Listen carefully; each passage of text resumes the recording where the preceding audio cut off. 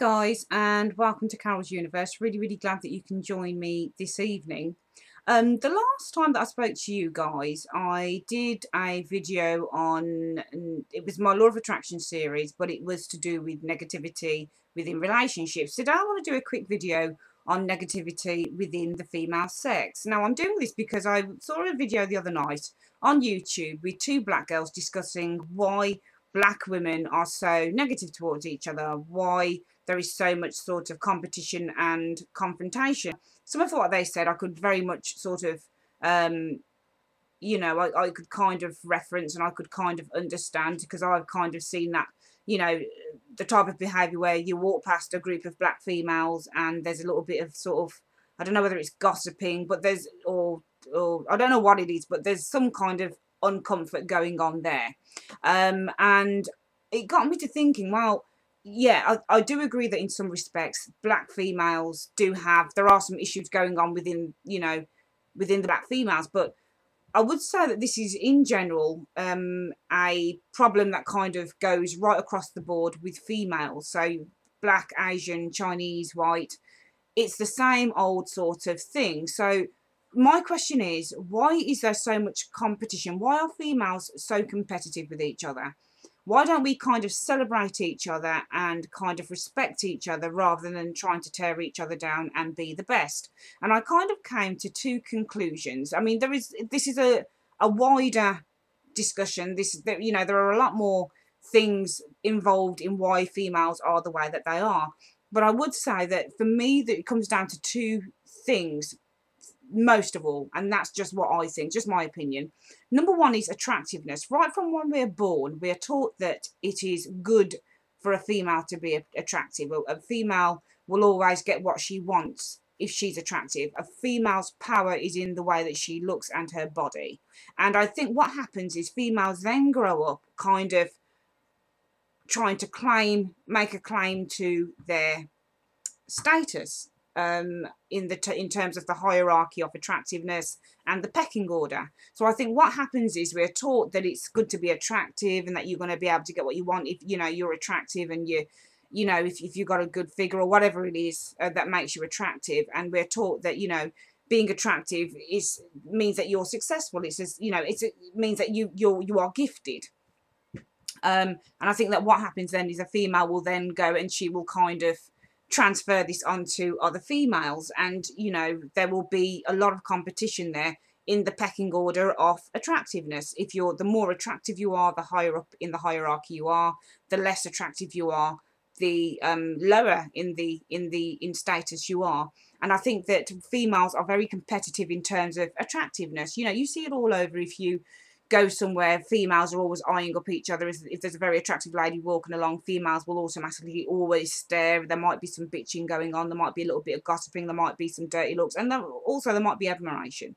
But we're taught first and foremost that our looks as females are the things that make us, and that our power lies in what we look like, and our ability to kind of have power to make other females feel jealous, and to make other men feel, and to make men feel admiration. So I think, yeah, definitely number one for me in terms of why females are so competitive with each other is in how we are nurtured into thinking that our looks and our bodies are the key to success in life. The second thing I think that is the reason for competition with females is men. I think that, for years and years, females have been saying we want equality and we're just as good as men, and, if not better, and we are this and we are that, and, we are not subordinate to men, and we're not. But I think on the other hand, females do need male attention and they need male approval to make them feel worthwhile, and again, it ties in with a female is taught that her power is in the way that she looks, and therefore if she's really good looking or whatever, then she'll be able to wield some power over a man and be able to make a woman feel inferior or fearful. And I think that's where another bit of competition comes in, because I've seen countless times, I've seen females who have got a load of attention from a guy, think that they are slightly higher in the hierarchy of looks and status than other females, because they can command all of this female all of this attention, sorry, from a bloke. So I think it's, yeah, definitely two things.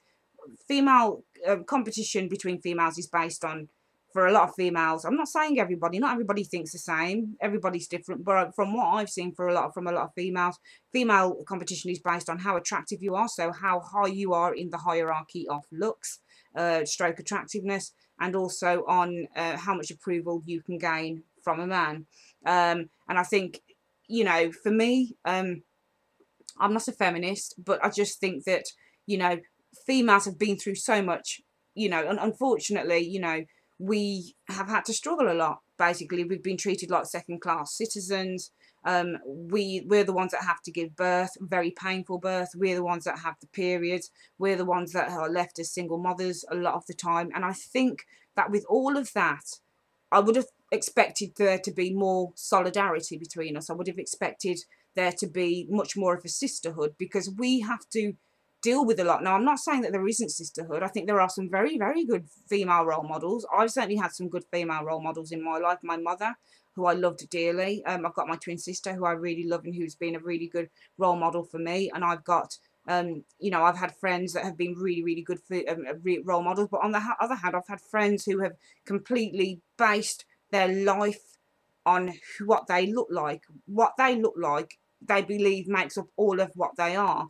And without what they look like, they feel that they have nothing. And so everything is centered around whether, you know, if they're good looking or not, and how people treat them pertaining to their looks. I had a friend who was like that, and she was just, I mean, I'd never seen anything like it. She had a real problem, you know, everything was about her looks, everything. And I think that at the end of the day, there has to be more to life than that. You know, there are, you know, there is support within the female community, but then there is also discourse and there is also division. So I think, how do we sort of overcome this competition nonsense? That one way we can make it better is by re-educating ourselves and re-educating the generation below us. So telling our daughters, our granddaughters, our cousins, our nieces, any female that is around you, that is close to you, that is within your circle, kind of, you know, especially the younger ones, teaching them that your power does not come necessarily from what you look like, but it comes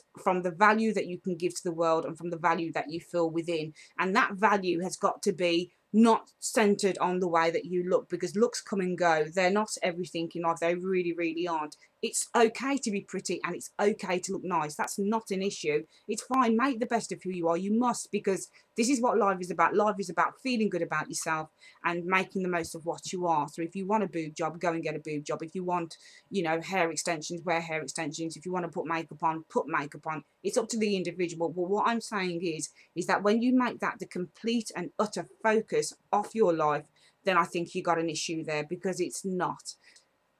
True value comes from what's going on inside. As cliched as what that sounds, it's the truth. True value comes from who you are and how you feel inside as a person, and doesn't necessarily come from what's what's going on here. This is like a shell, and it lasts for a certain amount of time. We won't be basing approval on what we look like, but it will be more basing approval on what's going on the inside. So that's it for today. Thank you so much for joining me. I hope you enjoyed that video. Then the very last video in my Law of Attraction series on negativity is going to be about just negativity in general, how to overcome that, how to feel better, and how to turn just a general negative situation into something that's really positive. So thanks for your time, guys, and I'll see you soon. Take care.